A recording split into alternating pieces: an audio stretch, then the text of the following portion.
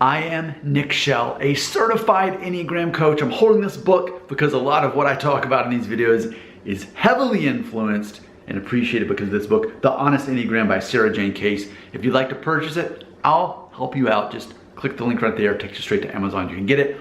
Also, below, there's a link where you can become certified like I am. And also, if you're like, whoa, Nick, I'm not there yet, maybe help me figure out what my Enneagram is. Yeah, sure. There's a link also there. Takes you to Cloverleaf, and it takes about 10 minutes, and it's free. So there you go. Let's have some fun, as you probably saw on the title or wherever I put the words here on the thumbnail. What's my nerd? So this is something I have to give full credit to my sister. About a month ago, I was back home in Alabama visiting my sister and one of her best friends. And we were talking about how my sister and I have been aware of this for a while, especially once we both got into Enneagram. But this concept that if you have a 5 wing somewhere where you are, like my sister is a 5 and I'm a 6, but I've got a 5 wing, we totally nerd out together. Whether it's about Enneagram, whatever, we overanalyze. We are obsessed over certain topics, and we'll talk for hours about it. Meanwhile, if there's anyone else in the room, like, they are not even paying attention to us because we're in our own world. So I would relate that most to the Enneagram 5 because they're all about hoarding knowledge and gaining as much information as they can. So ultimately, and there's a Venn diagram I've seen recently where it's like something like nerd, dork, and geek. And it talks about ultimately, like, there's a Venn diagram. Basically, I would fall in the dork category because I can be so obsessive about things.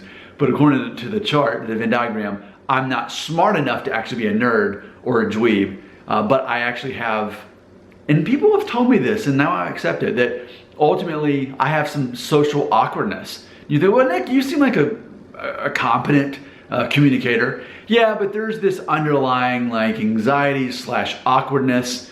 I'm entertaining. But usually, like even yesterday at work, someone says, Nick, I laugh every time you give me a call because I always know it's going to be something out of left field. And I think even that translates to that social awkwardness. So ultimately, I'm a dork. That's what I'm saying. I'm a dork. A dork is someone who's obsessive and kind of socially awkward. And that overlap there creates a dork. So very fun conversation.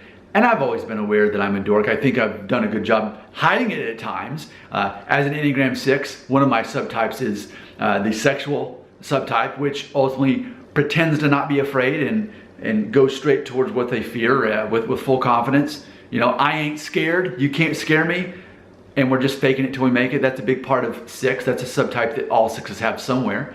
I would say it's my secondary. I think the social subtype is my main one. Knowing what the rules are so I can understand what's going on.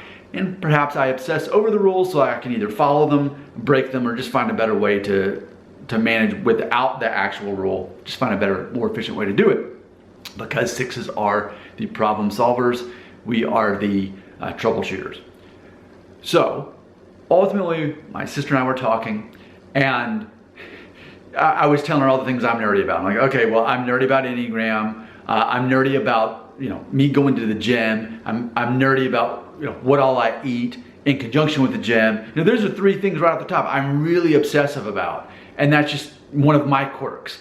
And so then my sister said, well, what's my nerd? And then, started laughing, and her friend was there. We were laughing about it. It was this concept that ultimately, what if everybody is a little bit nerdy or dorky, whatever you want to call it?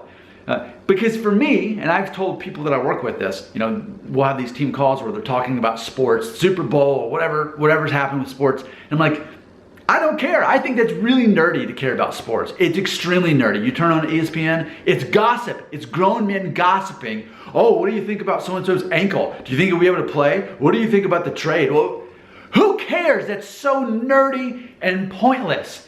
Nerd, nerd, nerd. That's what I think about sports. Now, to be fair, people who are really big into sports are going to think what I'm doing is very nerdy too. Wow, you really care way too much, and you overthink about personalities and what you eat. So you eat cottage cheese and tuna every day, like you don't ever eat pizza? What? That's so weird. And you're at the gym all the time, and you're doing all this walking, and you're doing all, what? That's so nerdy, that's obsessive. But that's my point. I think that no matter what your Enneagram is, there's probably at least 3 things you're nerdy about, that you obsess over, that other people think, why do you care so much about that thing? Well, my answer ultimately is, it probably comes back to who you are as a person, whatever your Enneagram is, that somehow that's important to you as a reflection of who you are. In closing, the 3 things I mentioned. I'm very obsessed with Enneagram. Well, because an Enneagram 6 is very much focused on knowing their role and who they are in society. So if I can understand myself and others, of course, that's very important to me. As far as me going to the gym all the time, something about 6s is we very much identify with our gender and trying to preserve things. So if I can be 41 years old and not look 41 years old, then that makes me happy and it's worth going to the gym as much as I do. And likewise, I know exactly what to eat, calories and protein and fat and carbs and all that. I know all that, so that'll work too. But it also gives me a sense of control over my own life, which is another 6th thing, is having control over your own life and not being overwhelmed by all that you cannot control. See, that's just one example for me as a 6. I think all 9 Enneagram personalities have their own reasons for having their own obsessions. And ultimately, you could, if you know your Enneagram, you could probably leave a comment and say, hey, Nick, I'm an Enneagram 3, and here's the 3 things I'm obsessed with, and here's how it relates back to my Enneagram. I'm pretty sure you could do that. I would invite you to do that right here in the comments.